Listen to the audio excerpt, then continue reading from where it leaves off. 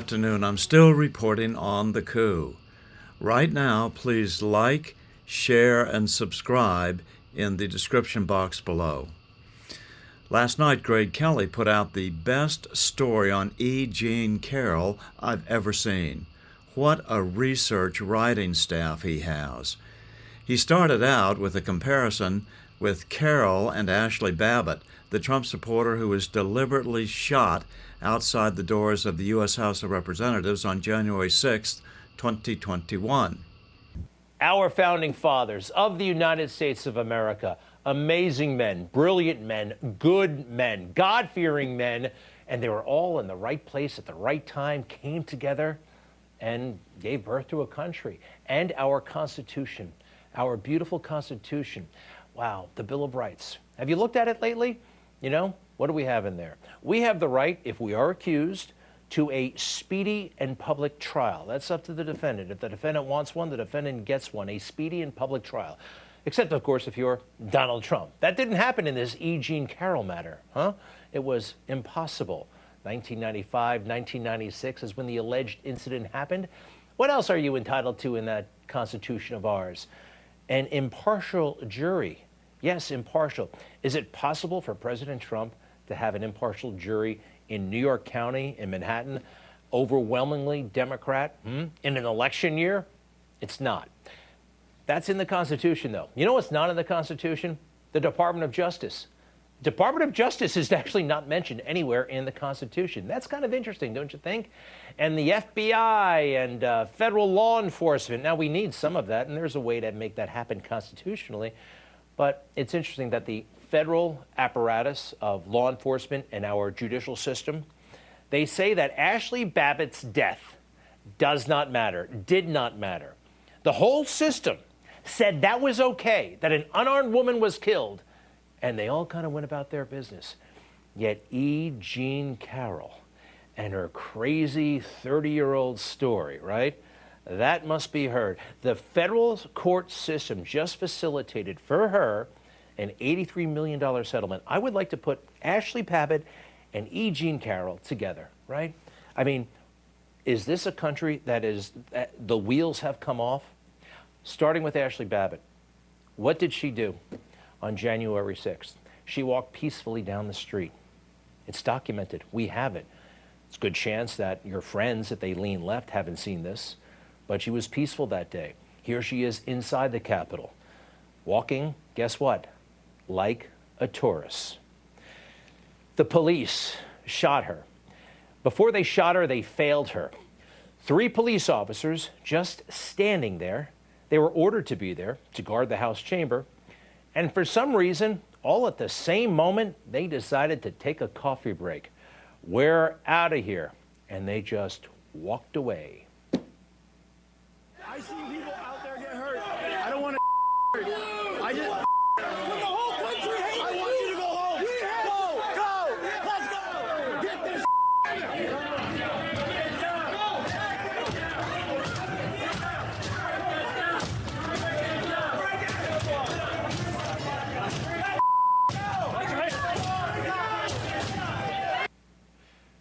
You ever seen this? The 3 officers standing next to Ashli Babbitt. Is Ashli Babbitt a threat?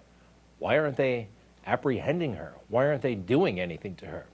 We now know that she was actually calling for peace. She didn't want people breaking windows or anything like that. These cops failed her. We can all see that. Her husband is filing a lawsuit, has filed a lawsuit. I hope he's successful, because there are so many unanswered questions that our culture is blowing off. Why did the cops duck to protect themselves and not protect Ashli? Watch this. See that? That's the officer who sees Michael Byrd's gun on the other side of the door. He starts to duck, but is he trying to get hold of that situation or anything? Or get Ashli or the others out of the way? No. And then she's shot.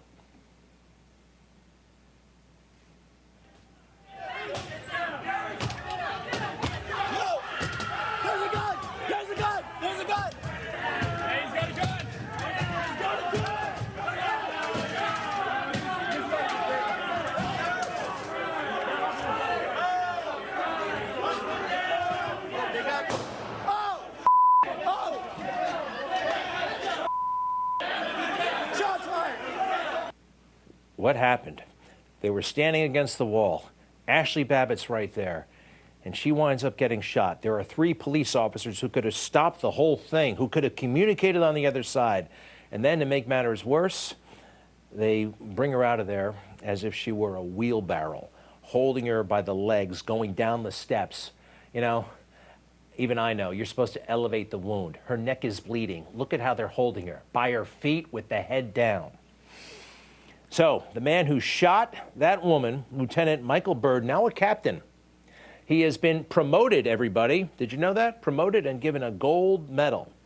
And it would look like he was being deceptive on January 6th, because a minute after shooting her, somewhere between 45 and 60 seconds later, he made this call on the radio, seeming to indicate that he hadn't opened fire yet. 5B, we got shots fired in the lobby. We got shots fired in the lobby of the House chamber.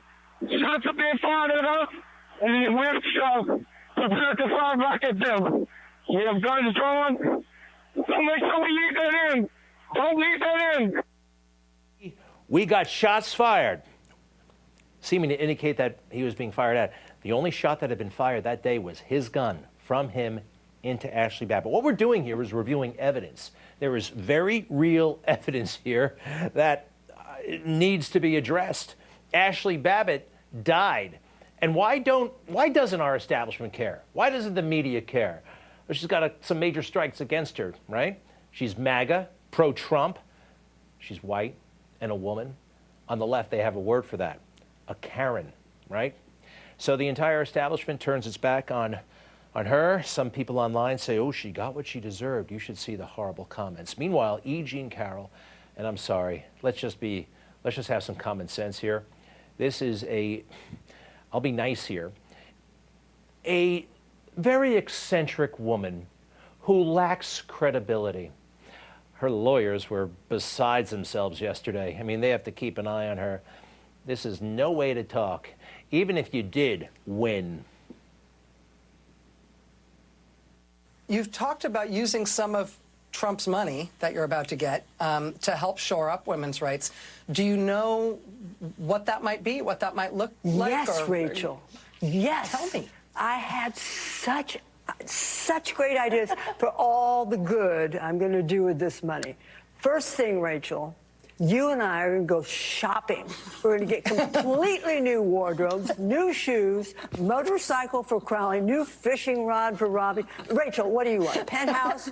It's yours, Nothing. Rachel. Penthouse and France? You want France? You want to go fishing in France? No? Oh, all right, okay. That's a joke. I laughing pretty hard. Is it really a joke? So, look, it's easy to find goofy stuff that she said, and there will be more of that, and some of it is very relevant, but I want to focus on something else. So she's out there having the time of her life on this morning show, on that show, all over the place, just drinking it all in, loving it, loving every moment of it. The media should do its part, don't you think? I mean, there was a lot of evidence that was not admissible. The judge said, no, I don't want to hear anything about her statements that might suggest that she has some very unconventional views about sex, that she, I don't know, is totally divorced from reality. We can't talk about that. George Stephanopoulos wouldn't go there. No, it was just like he was doing PR work for her. It's been reported the exchange smiles with the jurors on the way out. Is that true? Isn't that cute? Isn't that cute? Remember, these mainstream media types, right, at the top, $288,000 a week. A week. Thanks. Let's go over to CBS. I would like to know the toll that this has taken on you, E. Jean, how you prepared for this. Were you ever afraid for your life? Were you ever worried about? Because when was the last time you saw Donald Trump? Because he didn't come to the last trial. He showed up for this one. So you guys are in the same courtroom together. $13 million, $250,000 per week. And the most disastrous interview that, well, was actually being spun as somehow a triumphant one, Rachel Maddow. Take a look. You guys have lived this case in one way or another since 2019, when Trump was still in the White House, and you published your book. How different is it now to be part of this case now that you are out the other side? You have won this massive $83 million judgment. How does it feel? How does it feel, Rachel Maddow, to make more than $500,000 a week? You don't get that kind of money for telling the truth, all right? Now, what else did they say? Let's see. The questions were, what did it feel like? Oh, you were looking at Trump. You were in the same room with him. How are you going to spend the money? That kind of stuff. Now, if it were up to me, and I'm no expert in the case, I can only find out so much, but, well, I would have started with her Twitter account. And I would have said, E. Jean Carroll, in approximately 2004, 2005, it says that you were a massive fan of The Apprentice. That doesn't seem to, well, it undermines this whole idea that Donald Trump sexually assaulted her. What do you think, huh? How about this? You said the assault happened in Bergdorf Goodman, in a department store here in New York City, huh? If it was so traumatizing, and if it really happened, wouldn't you want to avoid that place? You say you were in Bergdorf Goodman. I was coming out of Bergdorf's. Which was a store I heard you liked a lot. It's a posh and cozy. Your whole face lights up when you talk about Bergdorf Goodman, by the way. I was just there today. Okay. I just loved it. So, look, we've all had a lot of conversations post-Me Too, right? And the trauma that's involved. I know something about trauma, and you don't go hanging around the place, especially when it's optional. Lots of places to shop. I'm sorry, these are questions that if you get paid $500,000 a week, you should have the temerity to ask.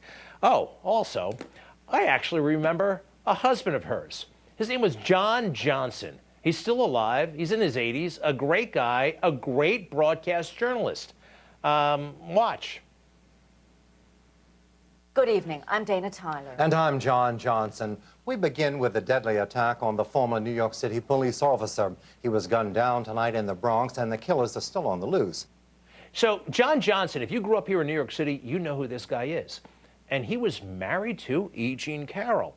I looked at one of her books, and what she said about her ex-husband, well, it's in your book, E. Jean. And what did you say? JJ, who is 6'3" and was in a rage because I'd called him an ape, was kneeling on the bed. You called a black man an ape.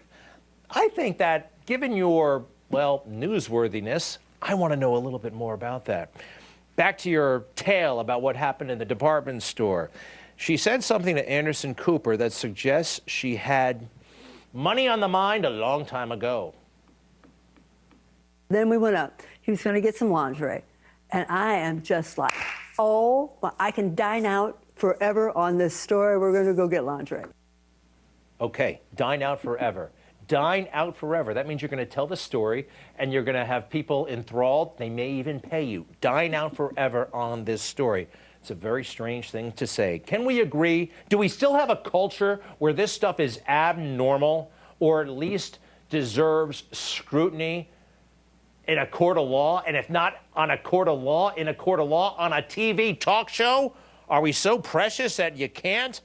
Her book, by the way, the one where she tries to implicate Trump, well, she talks about 5 other men who hassled her, who assaulted her sexually. Nothing about them. Where are the lawsuits about them? Because this is what it was really all about. And she said it out loud last night. The fight now is really to take back our future. This is a man who stacked the Supreme Court, took away women's rights over their own bodies. We would like to be a part of turning our eyes to the future and taking back our rights. Doesn't seem to have anything to do with her alleged matter with Donald Trump, does it? Sounds like she has an agenda. And so do the attorneys next to her. They both look a little bit guilty somehow sitting next to her. The one on the right with the brown hair, did you know this? The judge officiated her wedding. You know, I hear, oh, well, that actually came up in pretrial discussions. All right, but is that right? Is that fair? How about this? Roberta Kaplan, the one on the other side, she actually worked at the same law firm at the same time with the judge. Now, I keep hearing, well, yes, this was addressed or this will be addressed, and no, no, no, no, no, no, no, no, no, no. What they have done to Donald Trump, legally at least, somewhat, they've overwhelmed him.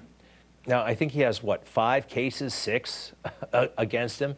That, from a legal perspective, is kind of overwhelming. And he's running for president. And he's having trouble acquiring legal talent. He has great lawyers, but the message is out there, loud and clear. Represent Trump at your own risk. Look at what they did to Rudy Giuliani for zealously defending his client, the President of the United States. So this is not right. And deep down they know it, but they don't care because this is all about abortion and getting Joe Biden in and all this other stuff. Next. Donald Trump is stripped of, all of the press and not at a rally, and there's no TV cameras, and he sort of has a small group of supporters around him. He's not that scary.